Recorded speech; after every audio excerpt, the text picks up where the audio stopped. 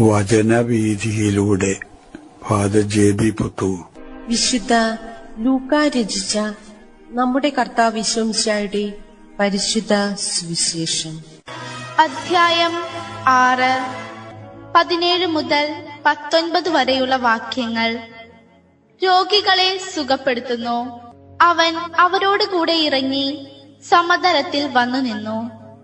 ശിഷ്യന്മാരുടെ ഒരു വലിയ ഗണവും അവന്റെ വചനം ശ്രവിക്കുന്നതിനും രോഗശാന്തി നേടുന്നതിനുമായി യൂദയ, ജെറൂസലേം എന്നിവിടങ്ങളിൽ നിന്നും ടൈർ, സീദോൻ എന്നീ തീരപ്രദേശങ്ങളിൽ നിന്നും വന്ന വലിയ ജനസമൂഹം അവിടെ ഒരുമിച്ചു കൂടി.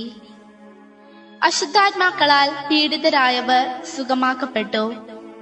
ജനങ്ങളെല്ലാം അവനെ ഒന്ന് സ്പർശിക്കാൻ അവസരം പാർത്തിരുന്നു. എന്തെന്നാൽ അവനിൽ നിന്ന് ശക്തി പുറപ്പെട്ട് എല്ലാവരെയും സുഖപ്പെടുത്തിയിരുന്നു. ദൈവിക ചൈതന്യം ചുറ്റിലും പ്രസരിപ്പിക്കുന്ന യേശു അപ്പസ്തോലന്മാരായി തിരഞ്ഞെടുത്ത തന്റെ അനുയായികളുമായി യേശു മലയിൽ നിന്നിറങ്ങി സമതലത്തേക്ക് വരുന്നു. സുവിശേഷകൻ ജനങ്ങളുടെ ഇടയിൽ യേശു നടത്തിയ ആദ്യത്തെ വളരെ ശ്രദ്ധേയമായിട്ടുള്ള ചൈതന്യവത്തായ ഒരു പ്രവർത്തനത്തിന്റെ ആരംഭമാണ് ഇന്നത്തെ സുവിശേഷത്തിൽ കുറിക്കുന്നതായിട്ട് നാം കാണുക.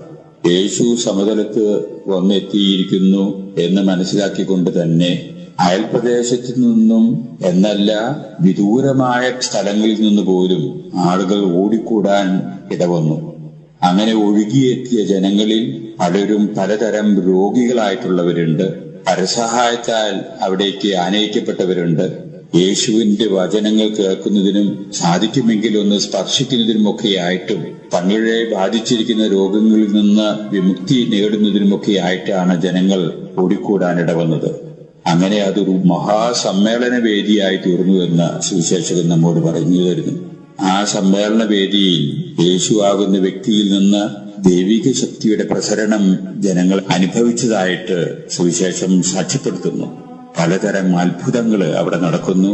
രോഗങ്ങളാൽ പീഡിപ്പിക്കപ്പെട്ടിരുന്നവര് സുഖമാക്കപ്പെടുന്നു. പിശാചുബാധയാൽ വിഷമിക്കുന്ന ആളുകള് സൗഖ്യം പ്രാപിക്കുന്നു.